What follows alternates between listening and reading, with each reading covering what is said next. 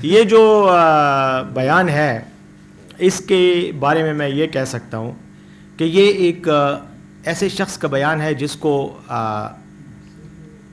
عطا کاذب نام جس کا ہونا چاہیے، عطا تارڑ نہیں۔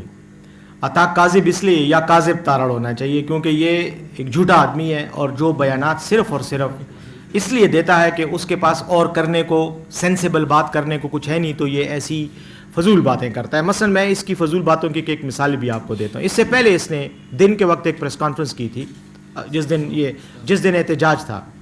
یہ کیا کہتا ہے؟ یہ کہتا ہے مجھے تو وہاں، میں تو پورے ڈی چوک میں پھرا، مجھے تو وہاں پہ کوئی ایک گولی بھی نہیں ملی، گولی کا خول نہیں ملا۔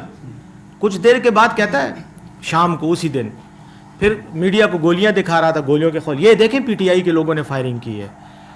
ہسپتال میں جو زخمی ہیں، جو مرے ہیں، جو شہید ہوئے ہیں، وہ پی ٹی آئی کے لوگ ہیں۔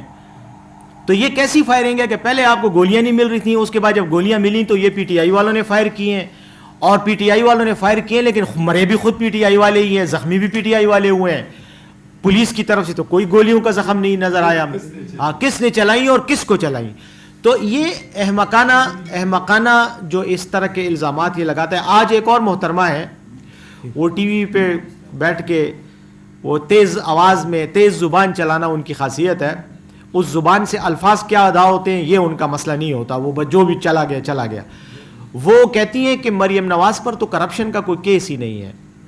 اب آپ مجھے یہ بتائیں کہ اگر مریم نواز پہ کیس نہیں ہے کرپشن کا، تو اس پاکستان میں اور کون ہے جو کرپشن کے کیس کی ضد میں آ سکتا ہے؟ تو بہرحال ایک مزاحیہ سا ڈرامہ چلا رہے ہیں اوپر سے، اور ٹی وی چینلز ہیں، بیٹھ جاتے ہیں، حکومت ہے، بیٹھ جاتے ہیں ایک گھنٹے، کبھی ایک اٹھتا ہے تو دوسرا آ جاتا ہے، دوسرا اٹھتا ہے تو تیسرا آ جاتا ہے۔ اچھا خیر، آپ کے سوال پہ آتا ہوں۔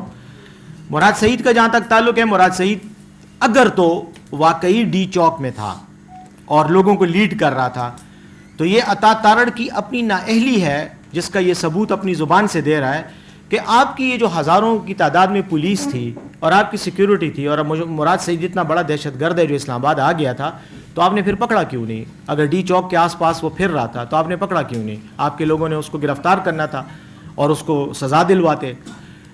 الزامات، جھوٹ انہوں نے ہمیشہ بولا۔ آپ کو یاد ہے کہ جب انہی کے لوگوں نے ماڈل ٹاؤن پر حملہ کیا تھا اور لوگوں کو دن دہاڑے ٹی وی کیمروں کے آگے مارا تھا، اس وقت ٹی وی لائیو دکھا رہا تھا وہ سارا تشدد، اور حملہ عورتوں کو منہ میں گولیاں ماری تھیں۔ اس سے آپ کو پتہ ہے یہ تو پاکستان کی تاریخ کا ایسا حصہ ہے کہ ہمیں صرف شرمندگی ہو سکتی ہے، اس سے ہم اور کیا کہہ سکتے ہیں۔ تو اس کے بعد بھی یہ میڈیا پر بیٹھ کر اس وائلنس کو جسٹیفائی کرتے رہے اور الزام تحریک منہاج القرآن کے ادارے پر لگا رہے تھے کہ قصور ان کا تھا۔ تو کہنے کا مقصد یہ ہے کہ یہ ان کے ڈرامے بازیوں سے نہ کسی کو یقین آتا ہے اور نہ کہ کوئی ان کی باتوں کو بائے کرتا ہے، نہ ان کی باتوں پر کوئی فرق پڑتا ہے سیاست پر۔ لوگ ان کو جھوٹا سمجھتے ہیں، اور میں آخر میں آپ کے سوال کے جواب میں یہی کہوں گا کہ لعنت اللہ علی الکاذبین۔